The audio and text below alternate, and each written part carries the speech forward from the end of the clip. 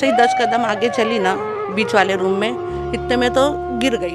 मैं अपनी लड़की को आवाज़ भी दी, शबनम शबनम, तो थोड़ी सी उसकी आवाज़ आई हूँ करते, फिर उसकी आवाज़ नहीं आई। फिर उसके बाद क्या हुआ कुछ पता नहीं चला। अभी सब लोग बोलते, मोहल्ले वाले भी बोलते, हम लोग खुद देखे इसको एम्बुलेंस में डाल के लेके गए। अब अभी तक मेरे को कुछ पता नहीं कहाँ ले गए। लड़की से मिला दो बस, जैसी भी हालत में रहे ला के। तो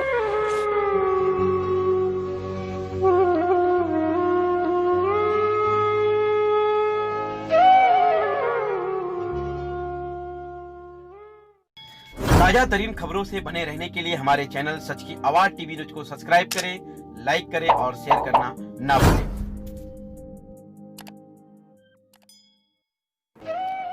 बेटी के इंतजार में मां आस लगाए बैठी है कि आखिर शबनम कब वापस आएगी। विशेष तौर पर आपको बता दें कि भिवंडी के जिलानी बिल्डिंग हादसे को लेकर एक मां अपनी बेटी के इंतजार में रो रो कर बिलख कर हमारे चैनल के माध्यम से गुहार लगा रही है कि उसकी बेटी से कोई उन्हें मिलवा दे।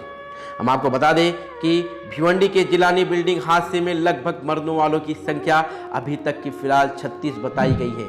वहीं पर घायलों की संख्या जो है 25 बताई गई। अभी भी एनडीआरएफ, टीडीआरएफ, मनपा, फायर ब्रिगेड की टीम मलबे में धंसे लोगों को निकालने में जुटी हुई है।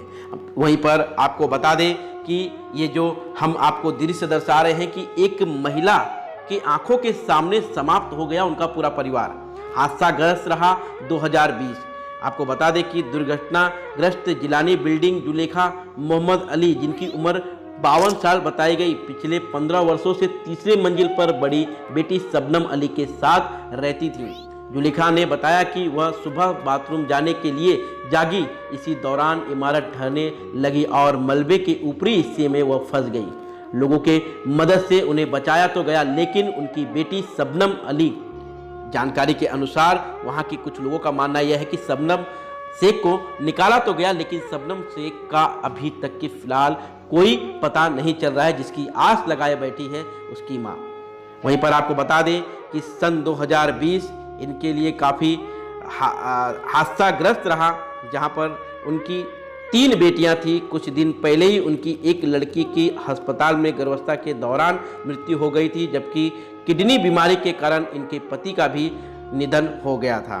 ऐसे में आपको बता दें कि एक बेटी की आस में जुलेखा मोहम्मद अली शेख रहती थी, लेकिन इनका इस मलबे में दबने के कारण इनकी बेटी का अभी तक की फिलहाल कोई पता नहीं चल पाया, जिसकी गुहार लगाते हुए हमारे चैनल से एक पीड़ित मां ने क्या कहा और उनके परिवारजनों के लोगों ने क्या कहा, देखिए इस विशेष एपिसोड को।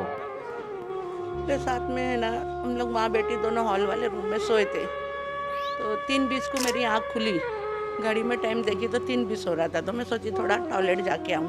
तो मैं जैसे ही 10 कदम आगे चली ना बीच वाले रूम में, इतने में तो गिर गई पूरी छत वत मेरे ऊपर, और लड़की मेरी वही दब के रह गई, नहीं पता चला उसका कुछ।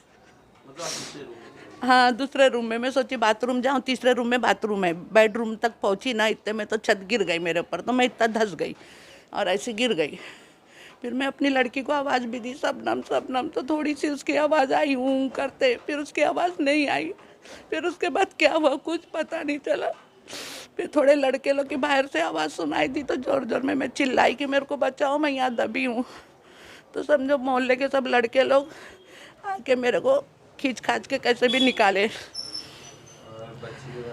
बच्चे के अभी सब लोग बोलते, मोहल्ले वाले भी बोलते, हम लोग खुद देखे इसको एम्बुलेंस में डाल के लेके गए। अब अभी तक मेरे को कुछ पता नहीं कहाँ ले गए कहाँ नहीं। सरकारी कर्मचारी की तरफ से आपने पूछा तो क्या आपको जानकारी मिला? कुछ भी नहीं मिला जानकारी। जब वो लोग मेरे को निकाले ना, तो मैं बोली भी मेरे को पहले मत निकालो, वहाँ मेरी लड़की दबी हुई है, उसको पहले निकालो। तो बोले खाला पहले तुमको खींच लेते, फिर उसको हम लोग निकालते। क्या कुछ कहना चाहेंगे हमारे चैनल के माध्यम से आप? अगर मेरे को तो बस मेरी लड़की से मिला दो बस, जैसी भी हालत में रहे ला के, तो कहीं भी होएगी। क्या नाम था, कितने साल की थी? उसका नाम शबनम मोहम्मद अली शेख था। उसकी उम्र 29 साल है और वो मतलब अरबी पढ़ाती थी, तो मोहल्ले में सब उसको शबनम आपा के नाम से जानते। मतलब मुझे यहाँ से मेरे भाई लोग का फ़ोन आया, मुझसे कहा गया कि मतलब मुझसे पूछे पहले कि तुम कहाँ हो, तो मैं बोली मैं अपने घर हूँ। तो मेरे को फिर बोले कि ऐसा ऐसा बिल्डिंग गिर गई है। मैं जैसे ही सुनी मैं दौड़ते हुए आई, और जैसे ही मैं आई तो अम्मी को मतलब लेके जा रहे थे एम्बुलेंस में बिठा के, तो मैं अम्मी को देखी, अम्मी भी मेरे को आवाज़ दी है। फिर मैं अम्मी के साथ चली गई हॉस्पिटल अम्मी को लेके। फिर वहाँ पर मैंने अम्मी का ट्रीटमेंट कराई, मतलब अम्मी की ड्रेसिंग वगैरह की, उन लोग दावत दिए। फिर वहाँ से हम लोग लेके आए तो फिर मैं अम्मी से भी पूछी शबनम, तो अम्मी बोले कि वो अनवर भाई और वो भाभी बता रहे हैं कि मतलब शबनम को कोई दवाखाना ले गए। फिर मैं वो भाभी से मिली, भाभी तुमको पता है कहाँ ले गए? तो भाभी बोलते हैं कि ले गए उसको जा इंदिरा में। तो मैं इंदिरा में गई, फिर इंदिरा में भी वहाँ पे इंक्वायरी निकाली तो उन लोग बोलते हैं ये नाम की कोई पेशेंट हमारे पास नहीं आई है। मैं वापस वहाँ से आई, मैं बोली भाभी उन लोग तो ऐसे सब हो रहे हैं। तो भाभी बोलते हैं कि देख सुनने में आया है अगर जो मतलब इंदिरा में उनसे ट्रीटमेंट नहीं हो रहा है यानी ज़्यादा वैसा मामला है तो उन लोग बॉम्बे मतलब भेज रहे हैं।